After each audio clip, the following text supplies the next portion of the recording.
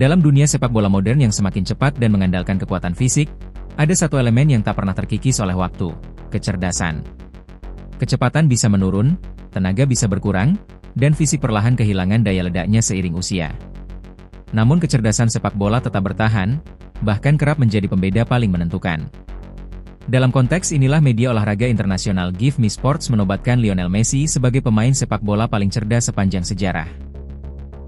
Sebuah penilaian yang tidak semata-mata bertumpu pada jumlah gol atau deretan trofi, melainkan pada cara Messi berpikir dan membaca permainan, bahkan sebelum situasi itu benar-benar terjadi di lapangan. Messi dinilai memiliki kecerdasan yang membuatnya selalu berada satu langkah lebih cepat dibanding permainan itu sendiri. Ia tiba di ruang yang tepat sebelum ruang itu terbuka, mengambil keputusan saat pemain lain masih menimbang pilihan, dan mengubah arah pertandingan hanya lewat satu sentuhan sederhana. Semua dilakukan tanpa gestur berlebihan, tanpa teriakan, dan tanpa dominasi fisik. Dalam laporan Give Me Sports, disebutkan bahwa Messi bukan pemain yang mengandalkan sprint panjang, bukan pula sosok dengan postur paling dominan. Justru disitulah keistimewaannya. Setiap sentuhan Messi bukanlah reaksi spontan, melainkan hasil pemahaman mendalam terhadap ritme permainan, posisi lawan, dan pergerakan rekan setim. Ia membaca arah lari bek sebelum bek itu bergerak, melihat celah sebelum celah itu benar-benar ada, dan mengeksekusi keputusan dalam sepersekian detik. Kemampuan ini membuat Messi seolah bermain di dimensi yang berbeda, di mana permainan terasa lebih lambat baginya, tetapi semakin rumit bagi lawan-lawannya. Give Me Sports juga menyoroti bagaimana Messi mampu mengendalikan tempo pertandingan tanpa harus memberi instruksi secara verbal. Satu sentuhan pendek, satu perubahan arah tubuh, atau satu umpan sederhana seringkali cukup untuk meruntuhkan struktur pertahanan lawan. Hal-hal yang terlihat biasa, tetapi berdampak besar terhadap jalannya pertandingan. Kecerdasan Messi tidak hanya tercermin dari aksinya dengan bola, tetapi juga dari kemampuannya membuat pemain di sekitarnya tampil lebih baik. Ia tidak bermain untuk menonjolkan diri, melainkan mengangkat level tim secara keseluruhan. Hal ini terlihat saat ia menjadi pusat sistem tiki-taka di Barcelona, bertransformasi menjadi pemimpin emosional dan taktis bersama tim nasional Argentina, hingga tetap menjadi poros permainan di Paris Saint-Germain dan Inter Miami. Menurut penilaian tersebut, Messi justru semakin berbahaya ketika ruang bermain semakin sempit. Pada momen-momen inilah pikirannya bekerja paling tajam. Ia tahu kapan harus membawa bola, kapan harus berhenti, kapan harus mengalirkan umpan, dan kapan harus menyelesaikan pertandingan hanya dengan satu momen yang lahir dari ketenangan dan akurasi. Give Me Sports bahkan menyebut Messi sebagai pemain yang bermain catur di lapangan sepak bola. Ketika pemain lain masih memikirkan langkah pertama, Messi sudah merancang langkah ketiga dan keempat. Setiap gerakannya tampak sederhana, tetapi selalu memiliki dampak besar. Penobatan Messi ini menjadi bagian dari daftar 15 besar pemain dengan kecerdasan sepak bola tertinggi sepanjang masa versi Give Me Sports.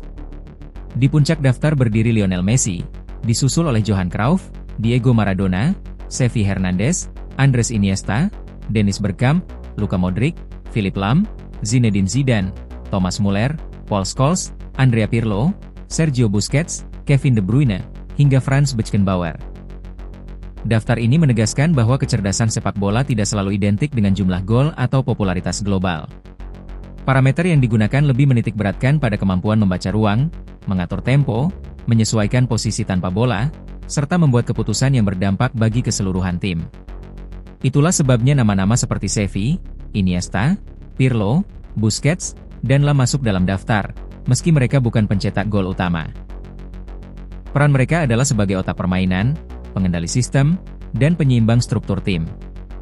Dalam konteks ini pula Give Me Sports menjelaskan mengapa Cristiano Ronaldo tidak masuk dalam daftar 15 besar tersebut. Bukan karena prestasinya diragukan, melainkan karena karakter permainannya berada di spektrum yang berbeda.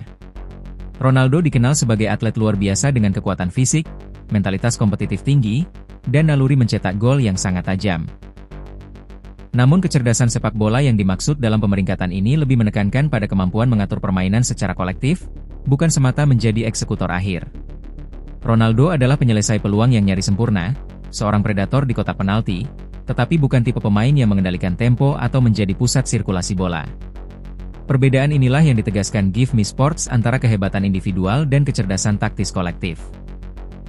Messi bisa turun ke lini tengah, menarik bek, membuka ruang, dan menciptakan peluang bahkan tanpa mencetak gol. Sementara Ronaldo paling efektif ketika skema permainan telah dibentuk untuk memaksimalkan keunggulannya. Daftar ini menunjukkan bahwa kecerdasan sepak bola seringkali hadir dalam bentuk yang tenang dan tidak selalu tercermin di papan skor. Para pemain di dalamnya adalah mereka yang membuat permainan terasa lebih mudah bagi rekan setim dan lebih sulit bagi lawan. Dalam kerangka inilah Lionel Messi ditempatkan di puncak. Bukan hanya sebagai pemain terbaik, tetapi sebagai standar tertinggi kecerdasan sepak bola sepanjang masa. Sebuah pengakuan bahwa dalam permainan yang terus berubah, kecerdasan tetap menjadi elemen paling abadi.